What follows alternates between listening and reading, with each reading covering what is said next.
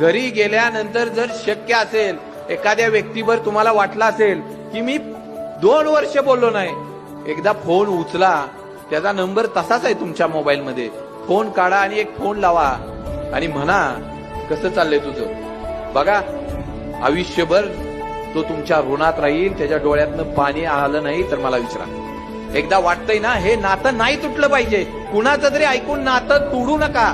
आम्ही पूर्वी आमच्या घरात एखादा कपडा फाटला, कपडा आमचा जीर्ण झाला तर आई आमची टाचायची, रोपू करायची, आम्ही तो ड्रेस परत घालायचो.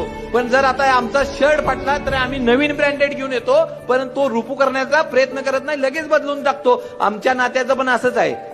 आमचं नातं थोडं इकडे तिकडे झालं ना, आम्ही नातं बंदच करून टाकतो, नवीन नाती शोधतो. मित्रांनो, कुणाच्या तरी सांगण्यावर नातं लांब नेऊ नका ना. 2 पावलं पुढे जावा आणि बोला तरी.